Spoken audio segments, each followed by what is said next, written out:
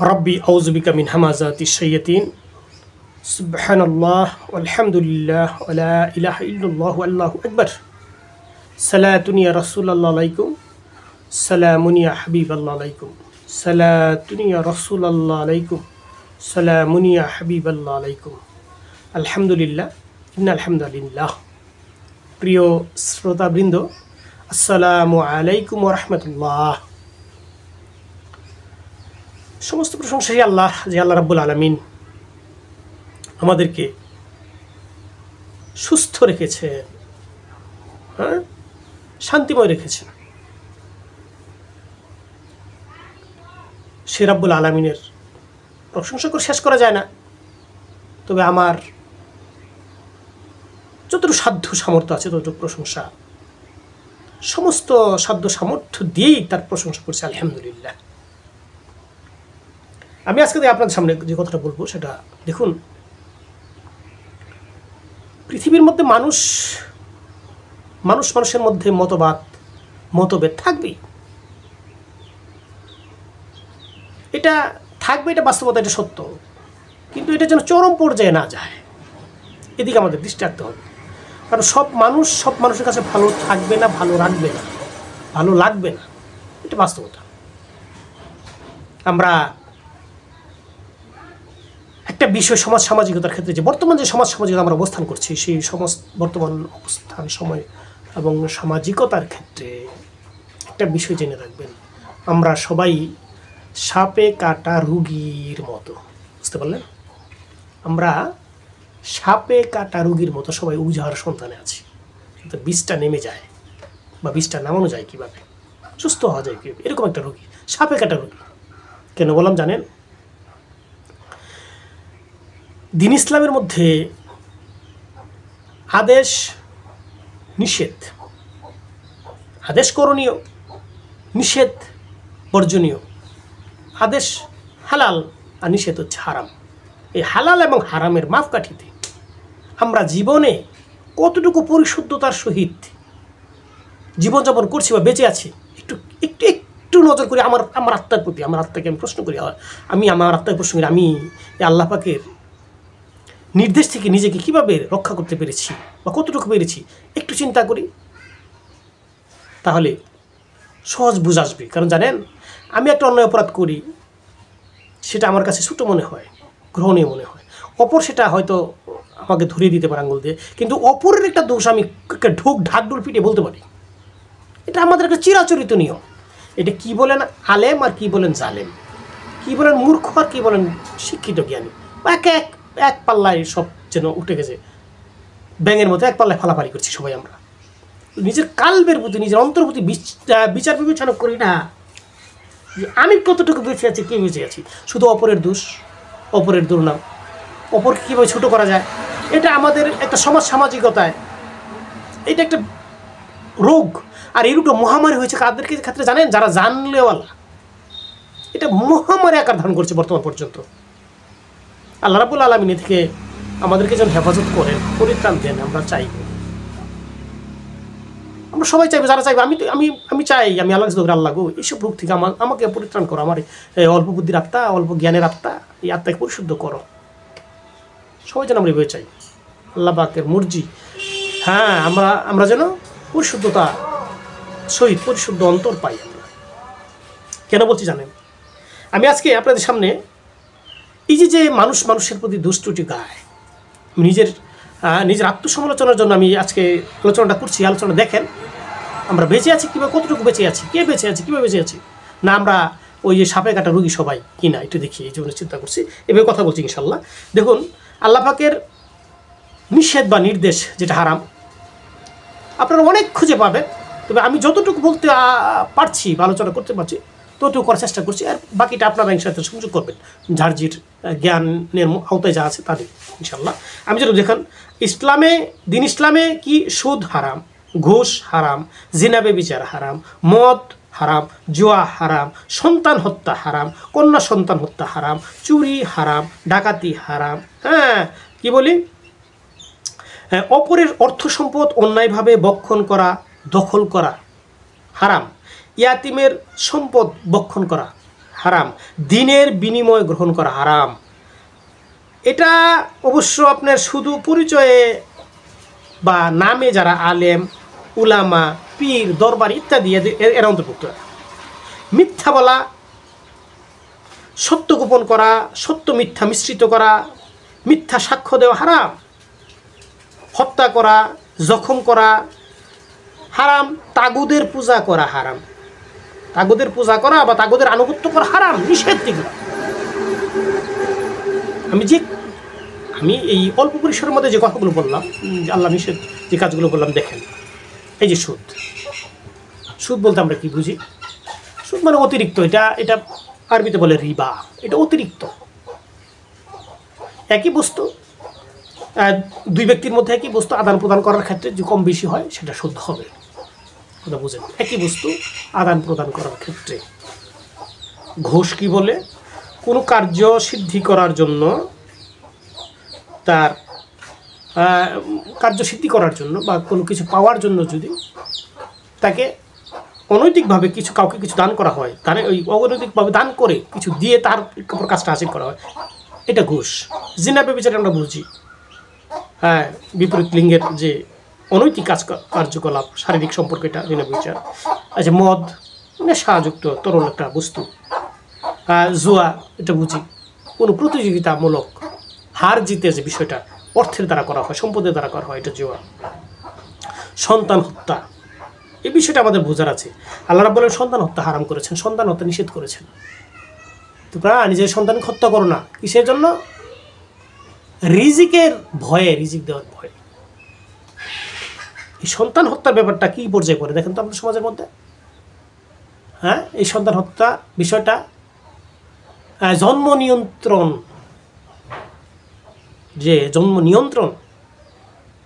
যে বিষয়টা পরিবার পরিকল্পনার অন্তর্ভুক্ত। জন্ম নিয়ন্ত্রণকরণ যেটা, সন্তান হত্যার একটা পর্যায়, আধুনিকতা সাহিত্য যেটুকু আমরা বুঝি।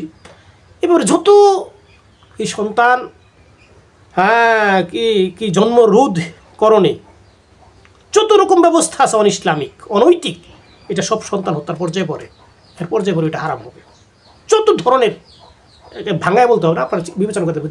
এই জন্ম রোধ, যারা জন্ম রোধ করার জন্য যে ব্যবস্থা গ্রহণ করছে, এটা ইসলামে সমর্থন করেন। ইসলামের এটা আল্লাহ রাব্বুল আলামিন নিষেধ করেছেন। এটা কন্যা সন্তান হত্যা, এটা আগেও চলছে, জাহিলিয়াতের যুগে কন্যা সন্তান হত্যা আমরা বিবরভাবে জানি, কিন্তু বর্তমানেও চলছে, এটা আমরা জানি না, কম জানি। কিন্তু এই সন্তান, নারী সন্তান হত্যা করে, কন্যা সন্তান হত্যা করে, কন্যা বিধায় তাকে হত্যা করে ফেলা হবে, এরকম চলছে, এখনও চলে। চুরি ডাকাতি, এটা তো সহজভাবে বুঝি। চুরি ডাকাতি উপরে অর্থ সম্পদ, হ্যাঁ, জোর করে নিয়ে যাওয়া, অপরে অর্থ সম্পদ অন্যায়ভাবে বক্ষণ করা, দখল করা, এটা অনেক পর্যায়ের মধ্যে এগুলো পরে আপনারা দেখবেন বিবেচনা করে। আর কি ইয়াতিমের সম্পদ বক্ষণ করা, হ্যাঁ, যেভাবে কারো যদি ইয়াতিম থাকে কারো অধীনে, তার সম্পদ, হ্যাঁ, যদি কেউ অনৈতিকভাবে বা বেআইনিভাবে খায়, বক্ষণ করে, এটা দিনের বিনিময় গ্রহণ। এই যে দিনের বিনিময় গ্রহণ, দেখেন এই যে দিনের বিনিময় গ্রহণ করা, দিনের বিনিময় মানে দিন ইসলাম, দিন মানে আল্লাহর আইন কারণ বিধিবিধান, এটা প্রচার প্রসার বাস্তবায়ন করার জন্য অপরের কাছ থেকে অর্থ সম্পদ গ্রহণ করা নিষেধ বা হারাম। কেন জানেন? এটা দিন প্রচার প্রসার জানানো, মানা, এগুলো হচ্ছে একমাত্র আল্লাহ পাকের কাছ থেকে তার সন্তুষ্টি লাভের জন্য। কথা বুঝেন?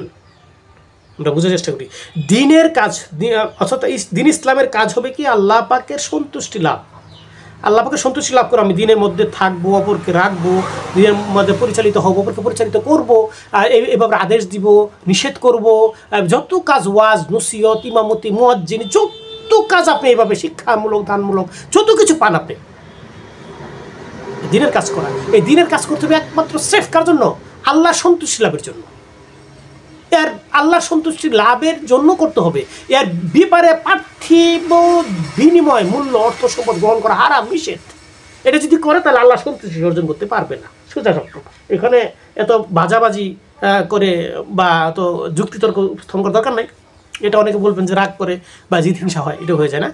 আল্লাহ রাব্বুল আলামিনের একটা কথা মনে রাখবেন, আল্লাহ রাব্বুল আলামিনের সন্তুষ্টি অর্জনের জন্য এগুলো করতে হবে। এর বাইরে যদি কেউ অর্থ সম্পদ গ্রহণ করে পার্থিব, সেটা নিষিদ্ধ, হারাম।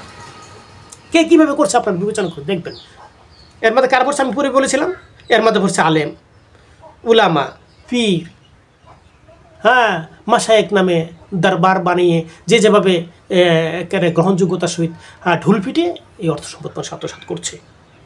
পর্যায়ে অনেক, এটা ঠিক আছে, যাক, আল্লাহ রাব্বুল আলামিন বোঝার তৌফিক দান করুন। মিথ্যা বলা, সত্য গোপন করা, হ্যাঁ, সত্য মিথ্যা মিশ্রিত করা, মিথ্যা সাক্ষ্য দেওয়া, এগুলো তো আমার সহজে বুঝে আসে। কিন্তু চলছে সমাজের মধ্যে সত্য বলে, দেখেন সত্য কোথায় আছে, মিথ্যার অবস্থান দেখেন চয়লাম। অবস্থা আমাদের খুব চরম, খুব খারাপ।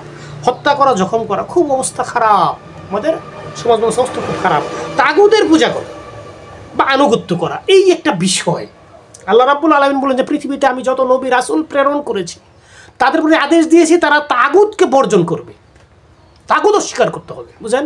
আগে তাগুত অস্বীকার করতে হবে, পরে ঈমান আনতে হবে। আল্লাহ এইভাবে বলেছেন, আগে তাগুত অস্বীকার করো, পরে ঈমান আনো, নাহলে গ্রহণযোগ্যতা পাবে না।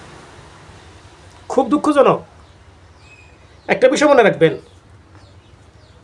বললে আপনারা কীভাবে বুঝবেন জানি না, আমরা যারা এইসব পাপের সাথে জড়িত আছি আংশিকভাবে, সংক্ষিপ্তভাবে, হ্যাঁ, আল্লাহ রাব্বুল আলামিন আমাদেরকে সবাইকে যেন, আমার সহ, আমি সহ, আল্লাহ রাব্বুল আলামিন সবাইকে যেন কী করেন, এইভাবে মুক্তি দান করেন, পরিশুদ্ধতা দান করেন। কেন জানেন?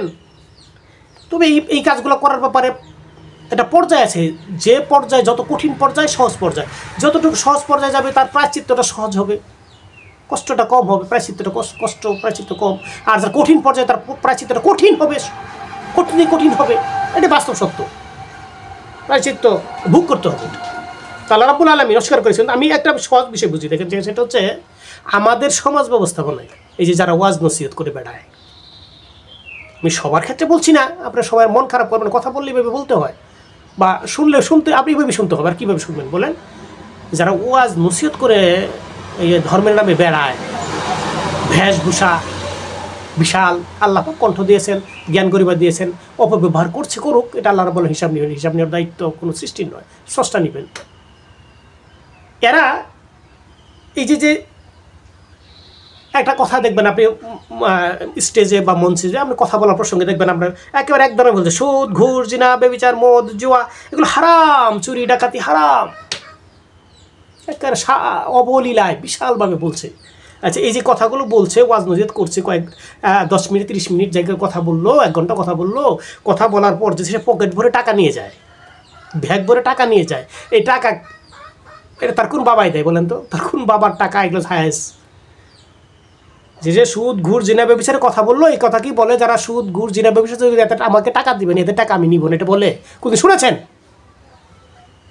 যারা মসজিদ মাদ্রাসায় কাজ করে, কি চাঁদা তুলে বা ওয়াজ করে চাঁদা তুলে, এদের মুখে এরকম কথা শুনেছেন যে যারা সুদ, ঘুষ, জিনা, ব্যভিচার, চুরি ডাকাতি, হ্যাঁ, মিথ্যা বলা, এতিমের সম্পদ ভক্ষণ করা, হ্যাঁ, সন্তান হত্যা করা, এই অপরাধের সাথে জড়িত আছেন, তারা আমাকে এই হাদিয়া হিসেবে টাকা দিবেন না, আমি হাদিয়া নিব না, কোনোদিন শুনেছেন?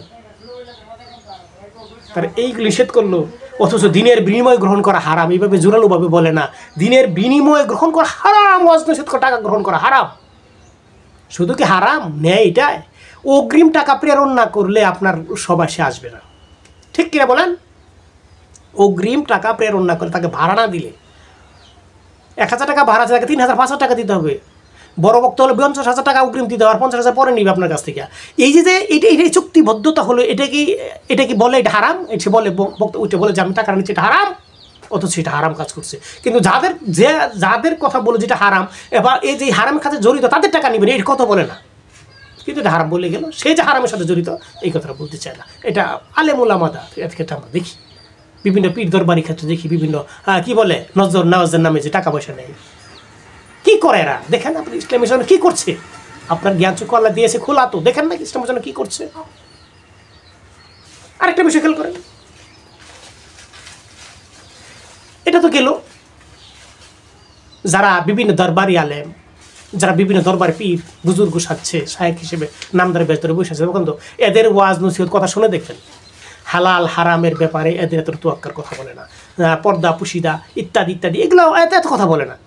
এরা শুধু বলে শান মান নিয়ে কথা বলবে, নবী আল্লাহ পাকের কথা বলে, কিন্তু নবীর কথাটা বেশি বলে না, নবী সাল্লাল্লাহু আলাইহি সাল্লামের কথাটা বেশি বলে বলে মানুষের হৃদয়ে আঘাত করে, দুর্বলতার সহযোগ গ্রহণ করে, নজর নেওয়াজের দিকে এরা ঝাঁপাইয়ে পড়ে, মানুষকে ঝাঁপায় পড়তে কি করে, উদ্বুদ্ধ করে। ঠিক কিনা দেখেন?